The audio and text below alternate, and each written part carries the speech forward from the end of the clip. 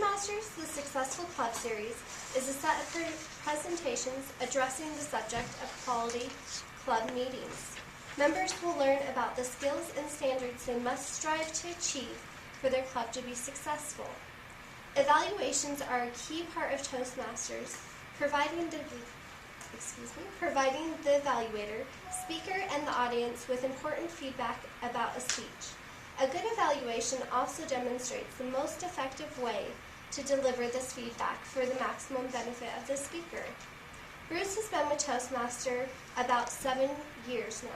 The last 2 years with Parker Toastmasters. Please help me welcome Bruce Ekins.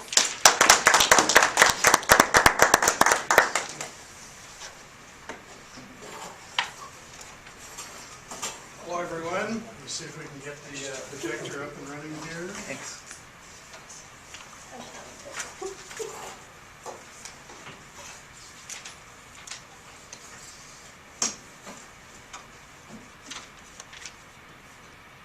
Pretty good. It's a little skinny, like I wish I was. So, this is my first time doing one of these. This is a series of presentations about how to improve your club. And it's part of what you do when you're going for some of the advanced leadership and advanced manual certifications. So it's my first one. Let's see how I do. Evaluate to motivate.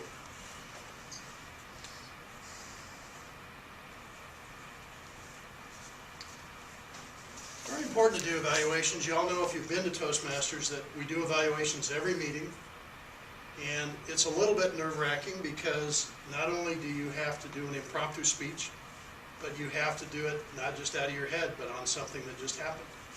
So there's a lot involved with an evaluation. You have to take notes, you have to plan what you're going to say, and then you have to say it. And you have to say it very effectively. We'll talk more about why that's so important. If you do deliver an effective evaluation, it benefits 3 people. First of all, it benefits the speaker. The speaker gets good feedback about what he or she did well and might improve upon. The audience gets to see a good evaluation as an example, because eventually they will get to do evaluations also. And they get some tips. And the evaluator herself gets to stand up here and actually deliver an evaluation. And that's good practice. Delivering criticism is especially hard to do it effectively and correctly. So we'll talk a little bit more about that. 3 basic parts of an evaluation: providing immediate feedback. You all have these forms, and you're always welcome to fill out an evaluation for a speaker who talks. But it's really nice to get that immediate evaluation. You know how it is. You come up, you speak, you're kind of vibrating a little bit up here, and then you're kind of vibrating a little bit when you sit down, and your speech is fresh in your mind. And often you don't know exactly how you did. You don't know how you feel. You don't know what you could have done better. And so it's really nice, while all these thoughts are swirling around in your head after you give your speech, to have somebody say, "I saw you do this, and I saw you do this, and it was great, and it did this for us, and maybe you could improve on that." So evaluations are very valuable. They do offer methods for improvement, and they're especially important. We all know that confidence has a lot to do with being a good speaker. And in the beginning, when we talk, usually we aren't very confident.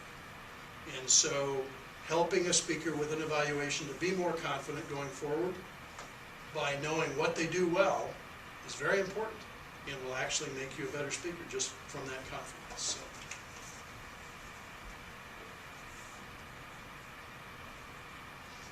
This is a particular kind of evaluation. Like I said, there are written evaluations, there are panel evaluations. This is one speaker talking to the speaker and evaluating, saying how you did. And again, we do it in Toastmasters a lot. It's very important. It's a good skill to have. So that's why it's called the tell and sell. Not so sure about the sell, but I'll go along with it. So before you do an evaluation, you all saw what Ashley did.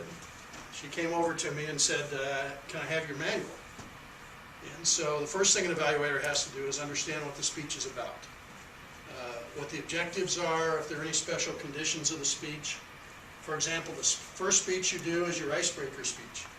That speech is pretty wide open. It's just talking about who you are, maybe stories from your past, just something that kind of easily comes out and is very familiar to you. Other speeches require you to have visual aids like this. They require you to focus on organization, on the words you use, on teaching something. So each speech has a particular kind of focus, or point, or theme. And it's important for the evaluator to know what those are. And then, if you have any concerns, all of us speakers have this thing that we think we do. It's horrible. And so the first thing you do is you tell an evaluator, you know, watch and see if I do this.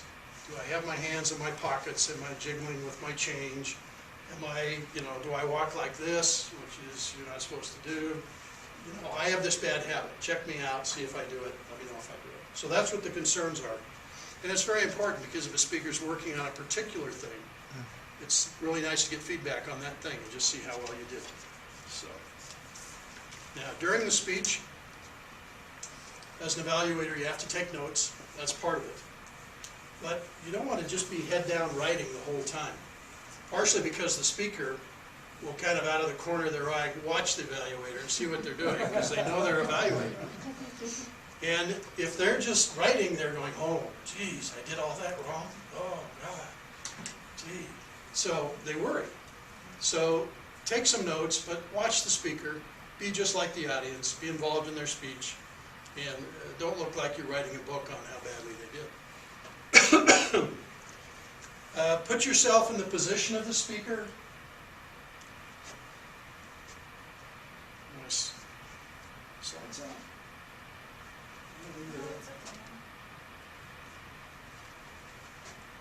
Sorry, you know how it is when you get visual aids and they don't match the notes you've taken. So put yourself in the position of the speaker. That just means that understand it's tough. Speaking is tough. Standing in front of people, that's why we're all here. It's not something most of us can do out of the box and do it well and feel comfortable. So be a little sympathetic. Understand that they're probably a little worried and a little concerned and maybe even ready to throw up. You know, you never know. So just put yourself in their shoes. And again, take notes during the speech. There it is.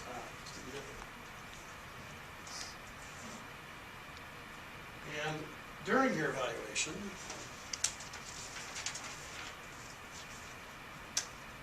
choose your words carefully. It's really easy to do just like we do with our family, right? Don't do that. You always do that. That was bad. You should do this.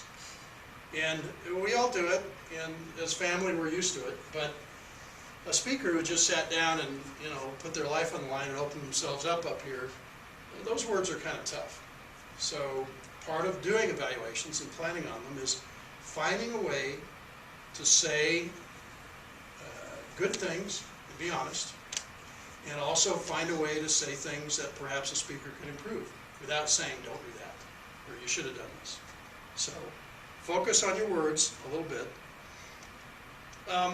You can say things like, and Eric is famous for this, feel, felt, saw, felt, and heard, where you're just really telling the speaker what your impression is. I saw you do this. When you described that meadow, I really felt the warm sunshine and the peace that was there. I visualized in my mind what you were trying to teach us because it was an instructional speech. So tell the speaker what your impression was. And that's the best way for the speaker to understand that they got across what they were doing and it was effective. You can talk about facial expressions, technical stuff, use of the stage, did you look nervous? You can talk about some of that stuff, but you know, don't do too much of it. And when you talk about improvement, try to say, you could have done this a little bit more, perhaps try this, do this next time. And then of course the whole thing is what we call the sandwich approach, which is say good things, give your critical feedback, and then finish with something good. Because if you leave it on a high note, that's what the speaker remembers from your evaluation. So.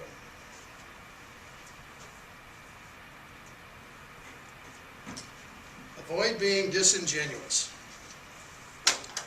So you have a new speaker, they get up here, they do their icebreaker, they sit down, and like I said, after a speech, if you haven't done many, you're kind of vibrating a little bit, right? And you don't think you did very well, and you feel kind of bad, and some of us have to go a long ways back to remember that first speech, but it's pretty common. And so you're sitting there going, oh, I did horribly. And so the evaluator gets up here and goes, what a wonderful speech. Oh, it's just the best speech I've ever heard. You know, if we just, you did it, you know. And if you go on too much like that, basically the speaker just won't believe it. What they'll believe is that it was so bad that you're trying to make them feel bad. And so you have to be careful about, especially if you know a speaker's nervous after speech, you have to be careful about applying too much honey or butter, I guess I could call it. Just say what they did, be honest. If you thought they were nervous, you know, don't say, oh, you look so at ease and confident. Don't say that, because it won't fly. So just be a little careful about, you know, talking about good things that really didn't happen or the speaker doesn't believe. So. And then when you're doing an evaluation,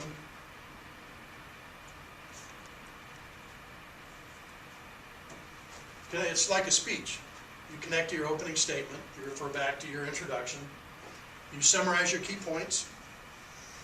You can give a personal story, not too long. You have to be careful because an evaluation is only 3 minutes maximum, I think you said.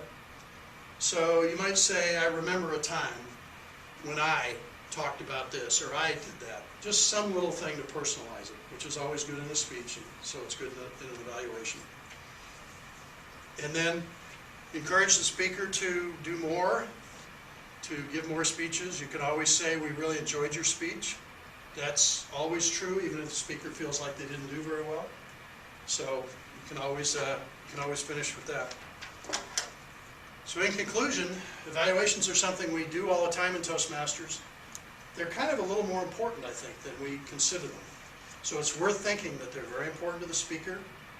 They're important to you because you're learning skills you don't learn with any of the other activities in Toastmasters.